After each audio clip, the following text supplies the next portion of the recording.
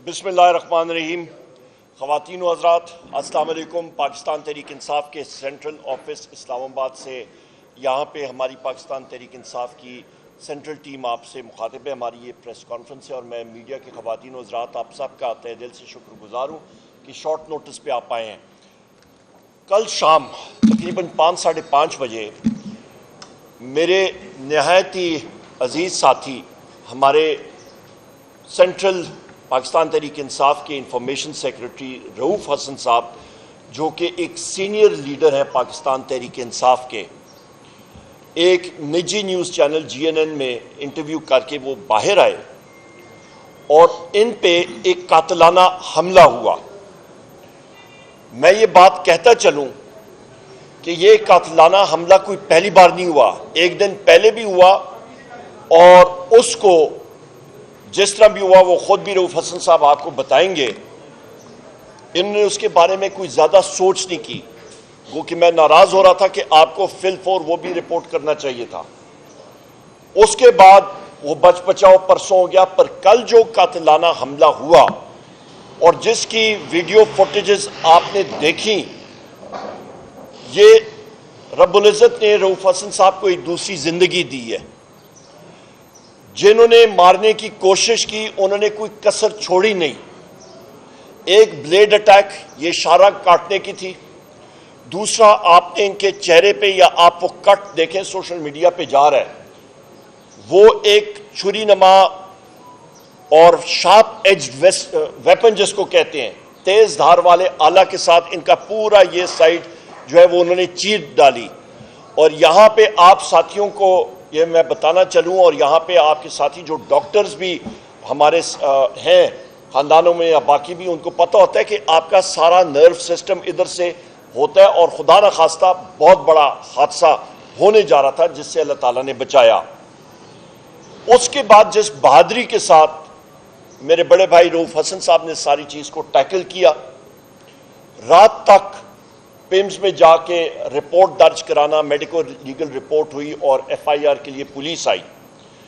यहां पे फिर मसला शुरू हो जाता है ख़वातीन हज़रात। जो मैंने आपको हादसा बताया वो हो गया, पर इशू जब आता है जिसके ऊपर फिर हम लोग उंगली उठाते हैं, जिसके ऊपर फिर हम लोग कहते हैं, जिसके ऊपर हम लोग फिर बात करते हैं, और हम लोग जब बात करते हैं कि खला में तो बाकी सारी की सारी दुनिया जो है वो खलाई मखलूक को ढूंढने के लिए जाती है, हमें तो ज़मीन पे वो नज़र आ जाती है। सो लिहाजा FIR जो लॉन्च हुई है उस पर बाकायदा जो स्टेटमेंट थी वो सारी चीज़ें रऊफ़ हसन साहब ने वाज़े तौर पे लिखी, वाज़े तौर पे बताया। पर जो FIR लॉन्च की है इस्लामाबाद पुलिस ने, उसको हम लोग रिजेक्ट करते हैं, उसको हम लोग टोटली कंडेम करते हैं। वो एक केस को खराब करने की कोशिश है इस्लामाबाद पुलिस की, और वो शहनशाह मुहर्रर साहब जिन्होंने वो लिखी है, वो किसके कहने पे लिखी है, वो किसके प्रेशर पे लिखी है, वो हमें सामने लाए। उस FIR में दहशतगर्दी नाम की कोई चीज ही नहीं। ये दहशतगर्दी नहीं थी और क्या थी कि एक शख्स को आप ट्रैक कर रहे हैं, उसको ट्रेस कर रहे हैं, ना उनका बटवा लिया गया, ना मोबाइल फोन छीना गया, ना कोई और चीज छीनी गई, सीधा एक कातिलाना हमला, एक असैसिनेशन अटेम्प्ट की जाती है। और फिर आप कहते हैं कि उसको आप लिपटी लिपाई करके उस FIR को तबाह करने की कोशिश करते हैं। हम डिमांड करते हैं अदलिया से कि ये केसेस जुडिशल, ये रऊफ़ हसन साहब का केस, मेरे बड़े भाई का केस, इस पे जुडिशल कमीशन बनना चाहिए। और मैं यहां पे ये भी कहता हूं, और ये जुडिशल कमीशन फिल-फौर बनना चाहिए, क्योंकि आपने देखा कि जो 6 जजेस का खत था सुप्रीम जुडिशल काउंसिल की तरफ, जहां पे उन्होंने वाज़े तौर पे लिखा है कि उन जजेस के खानदान के मेंबरान को एजेंसीज के लोगों ने, और उन्होंने नाम लिख के कहा कि ISI के लोगों ने जाके उनको ज़दकोप करने की कोशिश की, तो ये वबा دور دراز تک بھی پھیل سکتی ہے خدا نخواستہ. اس کا اسی جگہ پہ سدباب ہونا چاہیے. اس کو جوڈیشل کمیشن کے تحت انویسٹیگیٹ ہونا چاہیے اور رؤف حسن صاحب کو یہ انصاف ملنا چاہیے فی الفور.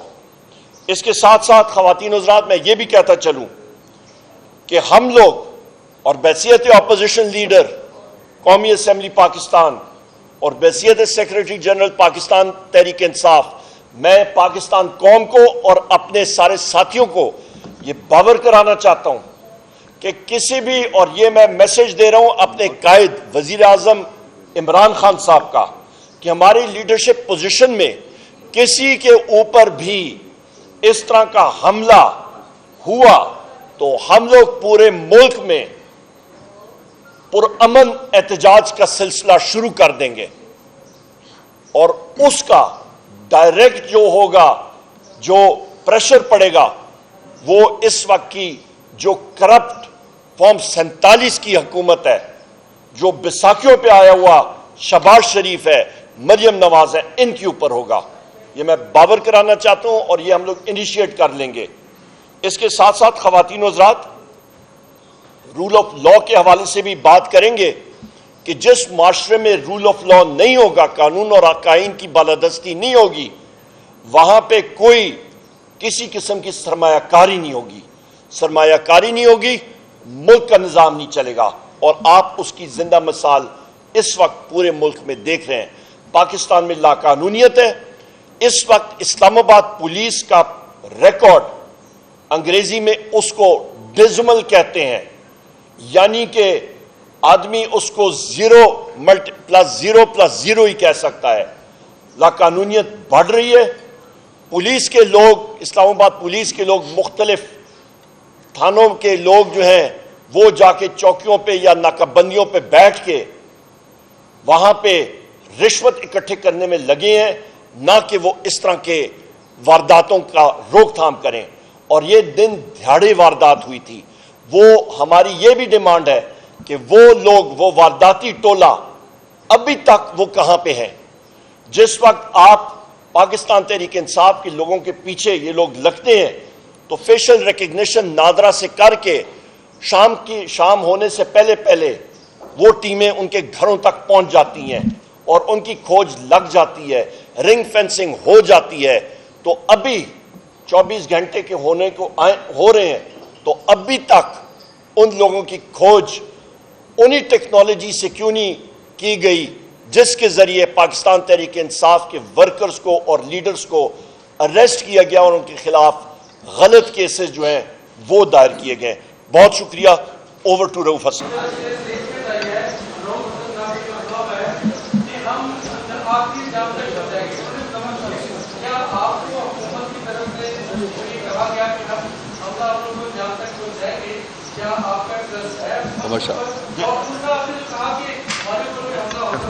کیوں مینیپولیٹ ہوئی، ٹرسٹ کیسے؟ ٹکا خان ثانی صاحب سب سے بڑا اچھا سوال ہے. دیکھیں، وزیر قانون یا یہ کہتا ہے تو سب سے پہلے وہ ایف آئی آر میں انہوں نے آئیں بائیں شائیں کیوں کی ہے؟ اس کو کور ایف آئی آر. دیکھیں، ہم لوگ جس معاشرے کا حصہ ہیں، ہم لوگ فیلڈ کے لوگ ہیں. طریقہ کار ہوتا ہے ایک کیس خراب کرنے کا. بنیادی چیز فرسٹ انفارمیشن رپورٹ میں جو چیز دائر ہوتی ہے، کیس آگے پروسیکیوٹر اس کو لے کے جاتا ہے، اس پہ انویسٹیگیشن ہوتی ہے، وہ بنیاد ہوتا ہے. جب وہاں پہ آپ کہتے ہیں کہ جی ایک مطلب آلے کے ساتھ وار کیا گیا، او بھائی وہ وار کیوں کیا گیا؟ ٹریک کر رہے تھے، ٹریس کر رہے تھے ایک شخص کو. ان کا رؤف حسن صاحب سے کوئی لینا دینا نہیں، کبھی زندگی میں ملاقات نہیں، کوئی کسی قسم کا تنازع نہیں. ایک ٹارگٹ کیا گیا، ٹریس کیا گیا اور اس کے بعد ایک اسیسینیشن، قاتلانہ حملہ کیا گیا. لہٰذا یہ زمرے میں آتا ہے ٹیررزم کے زمرے میں لانے کے لیے یہ سب کچھ ہم ساروں پہ ATA کے پرچے ہوئے ہیں. ہم پہ تو یہ ایک دم کر لیتے ہیں، ہمیں ضمنیوں میں بھی ڈال دیتے ہیں، ہمیں پورے ملک میں ڈال دیتے ہیں، پر جہاں پہ حقیقی طور پہ آیا ہے وہاں پہ کیوں نہیں ڈالا؟ سو یہ جو وزیر قانون کا جو سٹیٹمنٹ ہے یہ جھوٹ پہ مبنی ہے، اس کو ہم لوگ ریجیکٹ کرتے ہیں.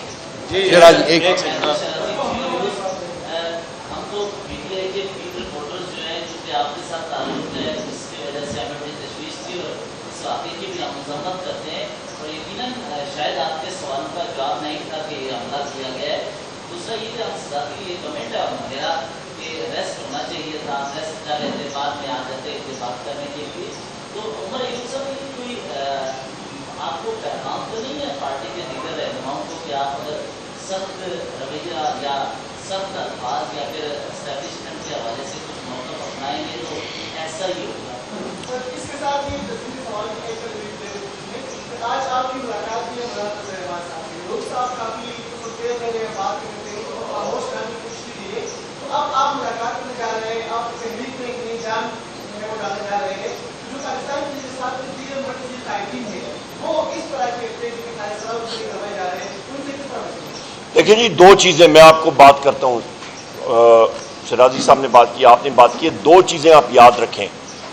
یہاں پہ جو سب کے سب ساتھی ہیں نا, یہ پرانی تحریک انصاف یا پرانی پارٹی نہیں رہی ہے, یہ فولاد کی بنی ہوئی پارٹی ہے.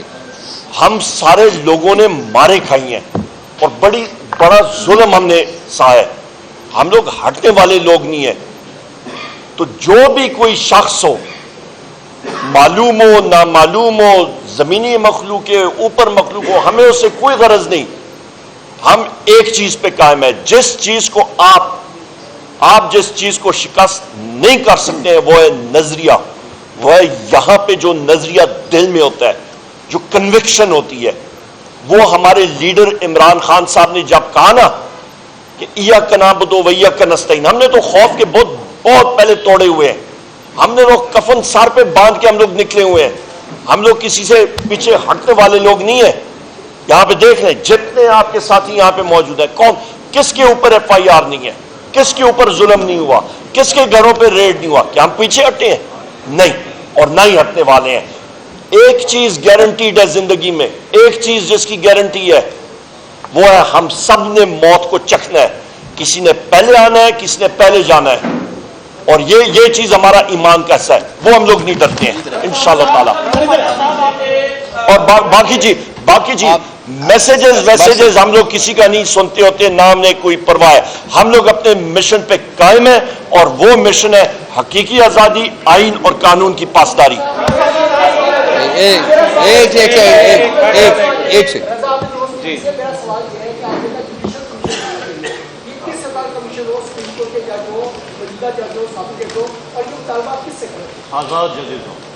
صاحب یہاں پہ آپ کا یہ ابھی چیف جسٹس ہو, اسلام آباد ہائی کورٹ کا ہو, سپریم کورٹ کے چیف جسٹس ہو, ان کو یہ انیشیٹو لینا پڑے گا. لا قانونیت جب ایک پاکستان کی سب سے بڑی سیاسی جماعت, اس کے ایک سینئر موسٹ لیڈر کو, ایک بوائے گناہ لیڈر کو, آپ کے پریس کے بہن بھائیوں کے ساتھ ان کا روزانہ تعلق ہوتا ہے, یہ اکیلے گاڑی چلاتے ہیں, ان کے پاس کوئی چھری بھی نہیں ہوتی گاڑی میں, ایک بلیڈ نہیں ہوتا, ان پہ یہ چیز ہو سکتی ہے. تو پاکستان میں اور بالخصوص اسلام آباد میں دارالخلافے میں کوئی شخص مرد یا خاتون محفوظ نہیں ہے. ان کو یہ انیشیٹو خود لے کے اور سب سے پہلے اس کو اختتام تک پہنچائیں. سوری آواز نہیں آئی آپ.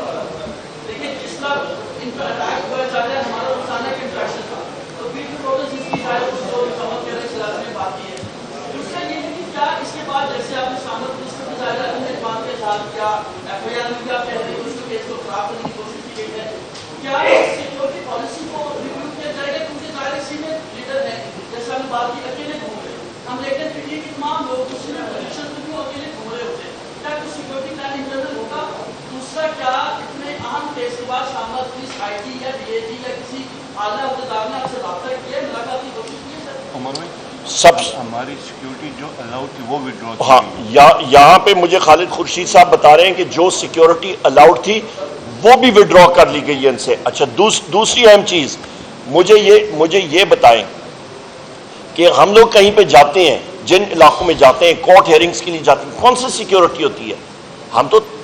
ہمارا بھروسہ اپنے رب پہ ہے, اور ہم لوگ سارے کے سارے ایسے آپریٹ کر رہے ہیں. اور وہ سیکیورٹی جو یہ پرووائڈ کرتے ہیں اس کے اوپر بھی بھروسہ نہیں ہوتا کہ کون لوگ ہیں کون نہیں ہے. میں آپ کو اسی جگہ پہ میں نے آپ کو یہاں پہ آپ کو پریس کانفرنس میں بتایا کہ گجرات میں آپ کے جی این این کے اور باقی رپورٹرز تھے, 4 رپورٹرز پہ جو تشدد ہوا, تو تو ڈی پی او نے جو ایس پی انویسٹیگیشن تھا اس نے کہا تھا کہ جی میں نے جب اس کو پوائنٹ آؤٹ کیا, نشاندہی کی, اس نے کہا جی یہ ہمارے لوگ ہی نہیں ہیں.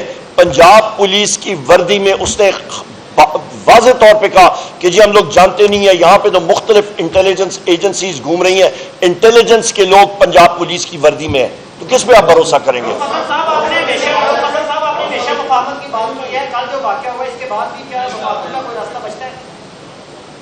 کل کے میں مفاہمت کی بات کرتا ہوں ان دا کانٹیکسٹ آف کہ جی اس ملک کو مفاہمت کی ضرورت ہے, لیکن ہم اپنے اصولوں کو کبھی نہیں چھوڑا. نہ میں نے کبھی کہا ہے کہ ہم اپنی اصولوں کو درگزر کریں گے.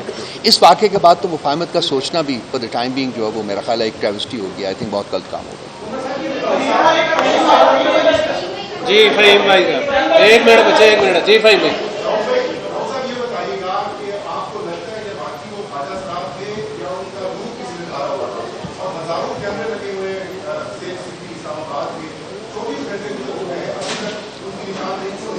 میں شاید آپ کو پتہ نہیں, میرا پہلا job in life was military, تو میں بھی ٹریننگ سے گزرا ہوں. جو جب وہ گریپل کیا تو وہ بالکل وہ ایسے جسم نہیں تھے جن میں کہ جو ویل ٹرینڈ باڈیز, ٹاٹ مسلس. تو لازمی بات ہے کہ وہ خواجہ سرا نہیں تھے, اور خواجہ سرا کے جو لوگ ہیں انہوں نے بھی ڈس اون کر دیا ان کو, ان کی بھی اسٹیٹمنٹ آ گئی. They were very well trained people. ایک منٹ, ایک جی پلیز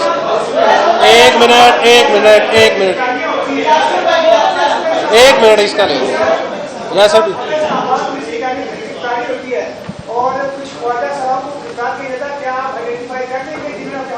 میرے سامنے اگر وہ علائے جائیں, آئیڈینٹیفیکیشن پلیٹ میں تو موجود ہے, دوسری بات ہے CCTV فوٹیج ہے, میرے سامنے بھی اگر آئیں تو میرے ذہن میں ابھی تک ان کے خاکے جو ہیں وہ محفوظ ہیں. جی یا سر بھائی.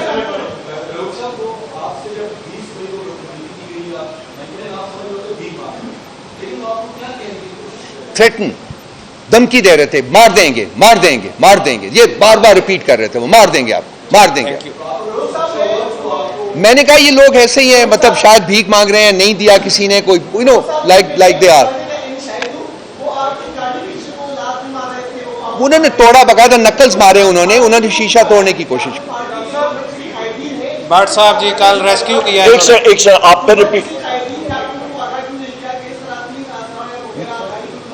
میں نے I took it very lightly, I be very honest with you. میں نے کہا یار یہ ٹھیک ہے, ہو گیا, ایک آڈ بیہیویئر ہے, کچھ لوگ کر دیتے ہیں, بعض دفعہ گزرتے ہوئے آپ کے ساتھ جاتی کر دیتے ہیں. تو یہ کوئی ایسی چیز نہیں تھی کہ جو کہ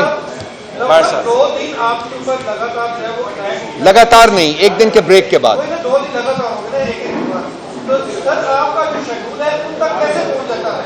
یہی مسئلہ, یہ کون پہنچاتا ہے, یہ سوال میرا آپ سے. آپ کے آفس میں تھا نا یار, آپ بتائیں.